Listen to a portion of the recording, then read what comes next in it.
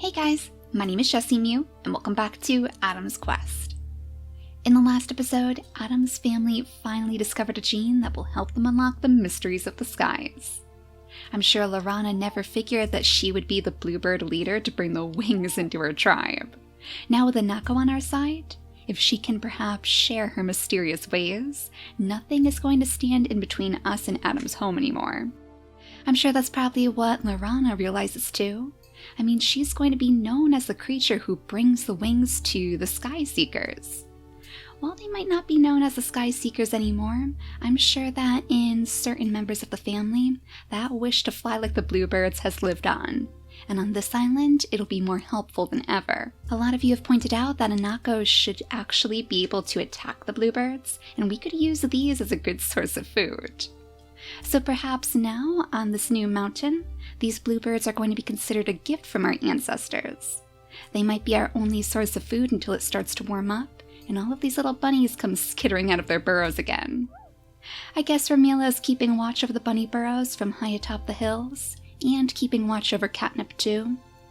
And likewise, I think Atalanta is probably going to request that her son stays very close to the nursery as well. She's probably a little bit worried that if she doesn't have Cinnamon do it, nobody's going to help Catnip.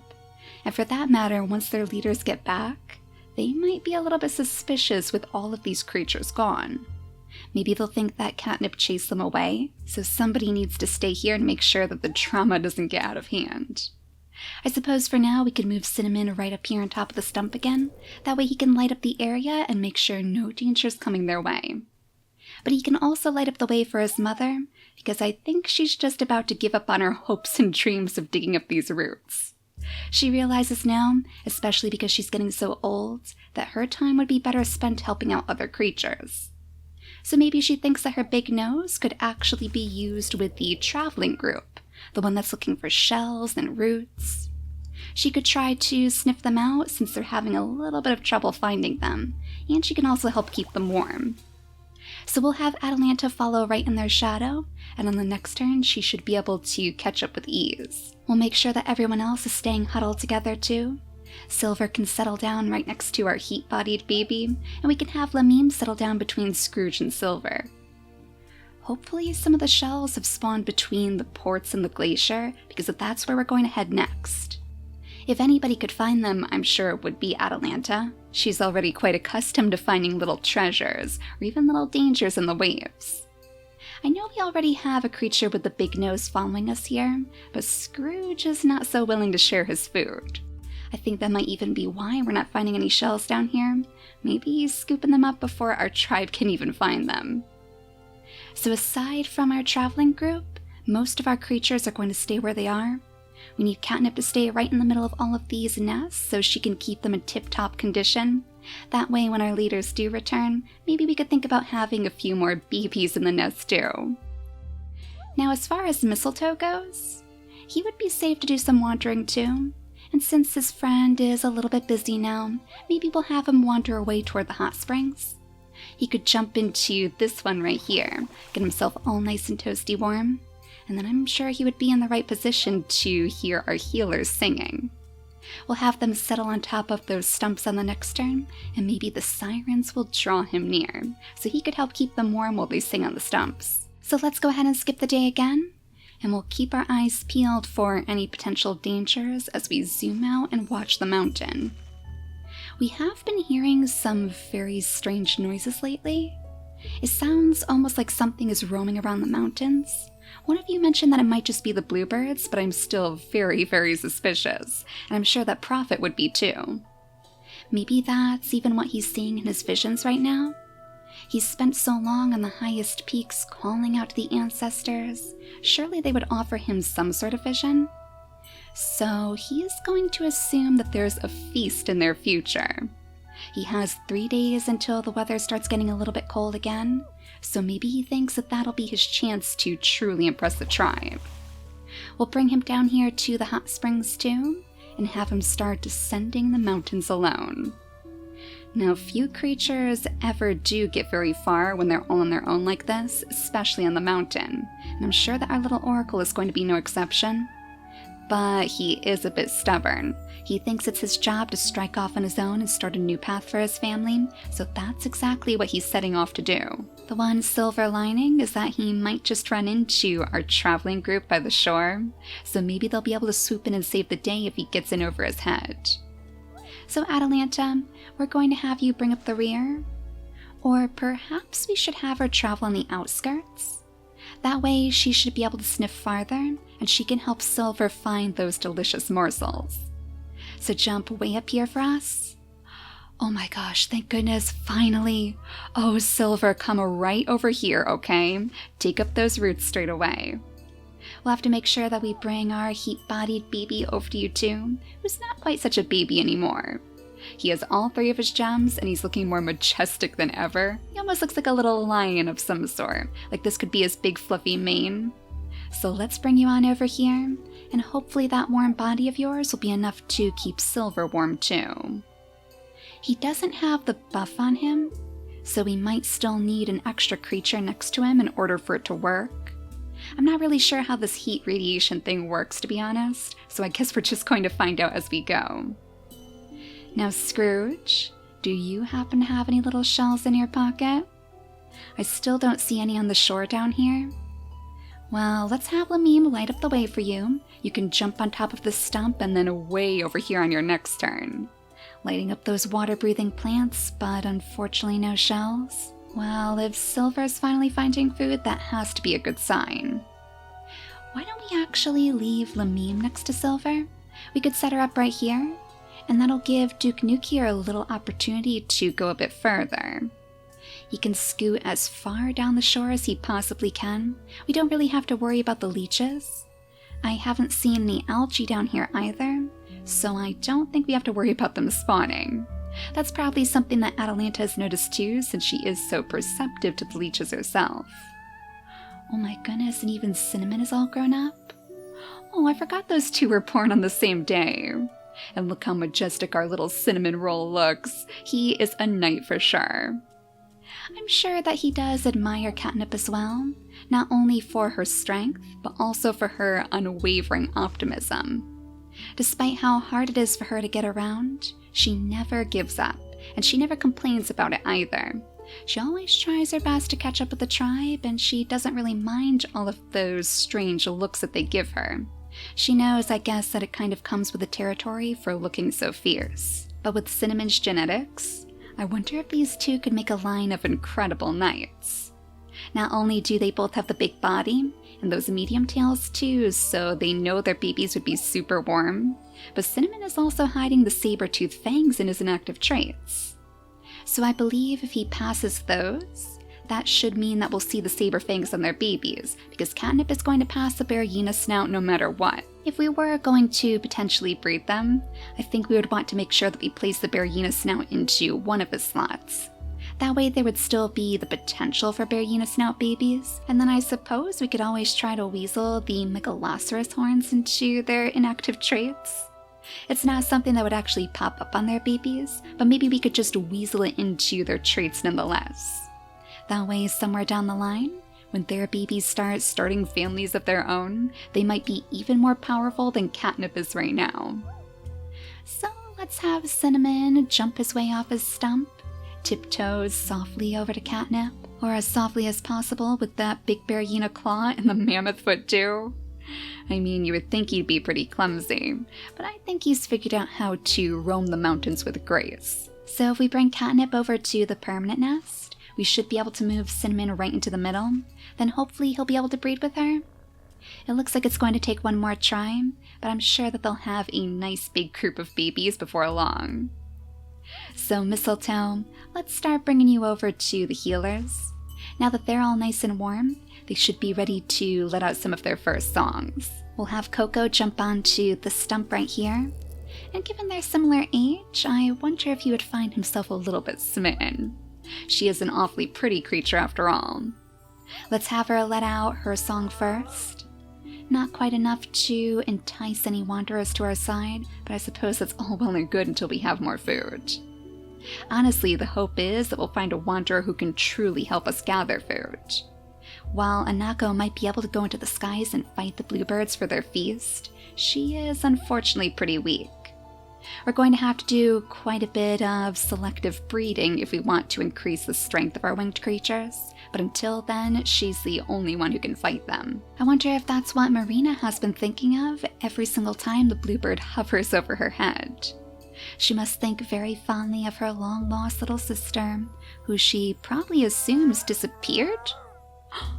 Oh my gosh! Oh, what an unfortunate little mousy baby! Oh, I almost missed you.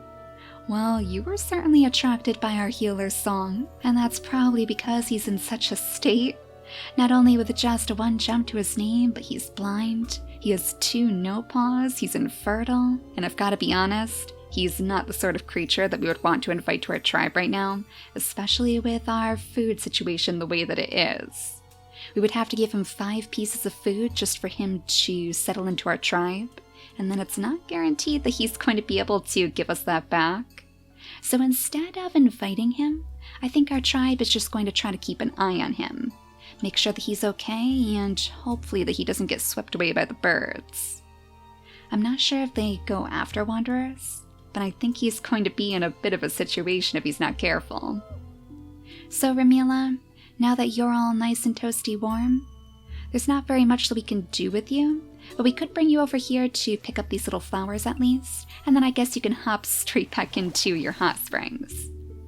It's good to see that our little baby, Van Nuvan, is sticking super close to our tribe's side. It's almost like he knows that they're just trying to protect him without putting our tribe in danger, of course.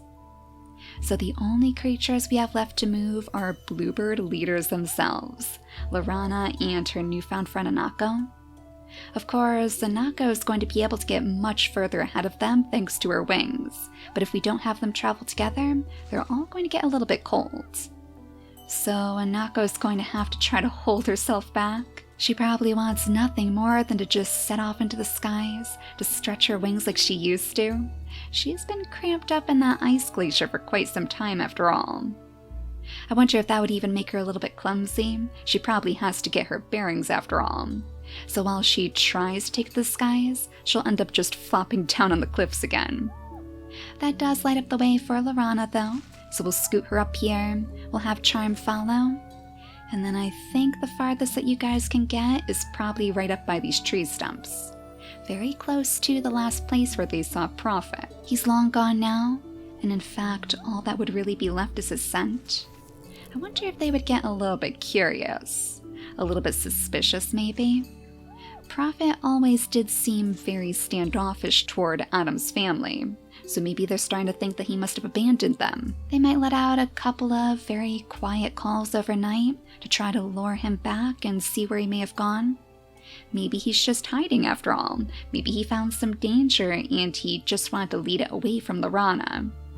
I'm sure because she thinks so highly of the oracles, she would probably try her best to give him the benefit of the doubt. But we know that Charm doesn't think so well of him. Maybe now would finally be his chance to tell her the truth. He remembers the oracle's whispers about that curse before they left the previous island. Oh no! And our little mousy friend is scooting off toward the shores? Oh, Mistletoe, you might actually have to run after him. I mean, he should be growing his 2nd gem on the next turn, so I don't think the bluebirds are going to get too curious. But still, with those genetics, there's a good possibility that he'll lead danger toward you unwittingly. So we'll go ahead and skip the turn again, but then we'll have Mistletoe creep on over to the baby's side, just to make sure that nothing dangerous is lurking. Oh? Oh, nothing dangerous at all? Oh my goodness, wait a second. Oh my gosh, wait a second indeed. How many things just spawned? We have a rogue male over here. And Ramila, I have a feeling he's probably going to set his sights on you. You have a balance bear just looming right next to you. See, this is what I was worried about. The balance bear is descending once it started to get a little bit colder. Granted, the balance bears are very slow, so you should be able to outrun it, but that rogue male is going to be a different concern. And then we have this guy right here with the heat body. Oh my gosh, a little cuckoo. Well, we are certainly going to invite you. We could always use more heat bodies around here. But as it is right now, we need to make sure that Ramila gets back to the nursery so she doesn't end up drawing the attention of the rogue male. Maybe, in fact, maybe we should have her wrap around this way. That way he won't notice her at all, and so she can alert the others about the balance bear's presence. We'll have her swoop in right next to Marina if we can.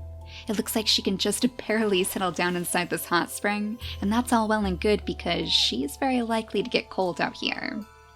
So she can let our healers know that she's found a terrible, terrible danger off in those cliffs. But I'm sure that it would be our knights who would be more willing to take care of it. It's not as though Marina and Coco are very strong. They only have a couple of points to their name. It's probably not even enough to chip past the balance bear's defense. So I guess it's a really good thing that you two are starting a family here. Hopefully we can get it to work this time. There we go, Catnip. Maybe we should actually have you settle down inside one of these nests instead. It might give you a little bit of extra luck since you crafted these nests yourself, or at least you put them back together after they started to wither. So, do you guys smell the rogue male? Hopefully he's not lurking around you. Oh, and that wanderer too. We can't forget about him. Why don't we have Cinnamon make his way down here? That way he should be able to meet this wanderer face to face. It's almost as if they're staring each other down. Oh, and with that mask too, he has those big eyebrows. He is adorable. I think that he would probably figure quite quickly that he's not so much of a threat. He's probably just wandering around these parts to make sure that his own baby is kept safe. Do you think that this is actually his baby? I mean, he does carry the blindness. They don't have similar immunity genes, but he could always be an adopted baby. Just like our own tribe, I'm sure not many creatures were so willing to take Venuvan in. So it was all left up to Cuckoo to save him. It's even more fitting with that heat body of his. I'm sure that's something that Venuvan can sense quite easily, even without his sight. He just follows that gentle path of warmth, like sunlight in the chilly air. Well, since Cinnamon only has one turn left, I think we're going to leave him right on top of this stump. And while we try to gather some extra food with our other creatures, we'll keep our eye over here to see if maybe he moves closer. Hopefully he'll be willing to trust our own creatures. So with Scrooge with his final gem, do you think now he'll be willing to share a couple of his little morsels? I still don't see a single shell for us to scoop up though. Oh my gosh, this is so frustrating. Atalanta, you better come up here and sniff around for some more roots. There is another one right up here, but I'm a little bit concerned that that's going to lead that rogue male straight toward us. He was awfully close. Well, we better risk it for the food. It is very important that we replenish our supplies again. And then we could have Lamim come to your side. We'll bring her right over here. And Atalanta could settle down on top of the stump for now. That way she should be able to see if the rogue male does come their way. She'll be able to see them stumble right down the mountain. And look at this Cinnamon. With all of the food that we just gathered, we can invite this creature to our tribe. Maybe he'd be willing to help keep your babies warm too, especially if you and Catnip are going to have to go out searching for that balance bear, which might just be our only source of food for the time being. So let's bring Cuckoo right up here, and hopefully Venuvan will follow. He must be getting a little bit cold or something. Let's have Mistletoe come on down to the shores and just make sure he doesn't need to be warmed up. It looks like he's doing okay. In fact, I think he might be trying to dig up this root over here. Is he like just as obsessed with this thing as Atalanta was? To be honest, he probably just wants to do his part. Maybe he figures that if he can gather up these roots for the tribe, they'll be more willing to take him in. Now, could we find any roots for you guys to pop? There are a few over here by the hot springs, so Coco could settle into this one and try to work her magic, just so we're not wasting her turns. It's not as though we can really support too many more wanderers anyway, not until we start taking down some of those bluebirds. So until then, you guys are just going to have to try your best, just like Venuvan, to break past that frozen earth. You know, this is probably the best island that we could possibly have creatures wandering around who aren't part of our tribe. It's going to be super difficult for them to dig these up, so there really aren't too many food sources that they can steal from us. Most of the food that we have available on this island is going to go straight into our pockets, if it doesn't get pocketed by Scrooge first. Let's bring Duke Nuke up to the front, that way he can scout ahead. Oh my gosh! Oh, there are worms down here! Oh, thank goodness! Alright, you stay right there so you can mark that spot off for Silver, and Scrooge, jealous as ever, is going to try his best to worm his way around you. So I don't see any shells up here either. There are plenty of fruits, so quite a bit of work for Silver to do. But I think that Scrooge would be a little bit more interested in the glacier at this point. This thing has piqued his interest for sure. I wonder if he doesn't even realize that there's another creature inside of here. Maybe he just figures because it looks special, this is a treasure that he wants to keep all to himself. Now as for Prophet, all on his own still. At least he's not seeing any dangers around him. He's probably too far away from all of the commotion to really take notice. So we'll just have him continue making his way straight down the cliffs. I guess he is truly going to run into Silver's traveling group again. And how fitting considering his bias. He wanted nothing to do with our little platypus beak, but if he doesn't shape up soon, he's going to get himself trapped all alone out in the snowstorm. Thankfully, we still do have a few more days before the weather is supposed to change again, so a few days left for him to come to terms with accepting Daybreak's champion. Or else I guess he's going to seek a ruin in an isolated lifestyle. Now last but not least, it's finally time for our little winged dove to start making her way down the mountain. So following in the trail of the bluebirds, let's have Lorana jump on this stump. That should light up plenty of room for you to go flying, all the way straight down to this hot spring.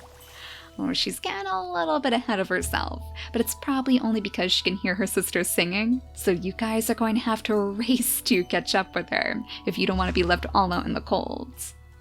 We can bring Lorana about this far. Maybe a little bit more if we light up the way. Oh my gosh, wait a second. We could literally just have Anako jump all the way down here straight next to her sister. Oh, aren't you going to be so surprised? You probably thought that you were never ever going to see Anako again, and yet here she is, appearing as if a dream. So Lorana, I guess we'll have to settle you down inside this hot spring for now. I'm sure that Charm would probably insist it. We might as well bring him a little bit further then. It's not as though that's going to be enough to warm him up anyways, and he's so close to his mate now, she can probably sense that he's trying desperately to get to them. Maybe Anako would even mention them, since she forgot them in her haste. And aside from being very, very grateful that they saved her, I wonder if maybe she would look up to Lorana with a bit of a reverence. She is carrying bluebird feathers with her after all, and given the fact that her old tribe probably attacked them for food, I wonder if only the most fierce of warriors ever carried them, as if to showcase their victories. And look who I see peeking over the cliffs. There's our little rogue male friend. So it looks like he made it to our nursery after all, and I have a feeling we're going to have to send him packing, because we definitely don't want those terrible genetics mixing into our tribe next. So good thing we're all out of turns now. Most of our creatures who are left with turns don't really have much else to do. We want to leave those worms for Silver because it'll be worth more food, and you guys don't have any roots to dig up around you. So let's go ahead and skip the day.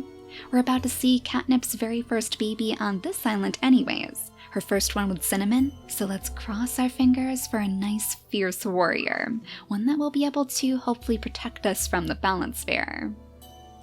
Well, she seems to be wearing the sword and shield combo just like her father, so she's probably very, very strong.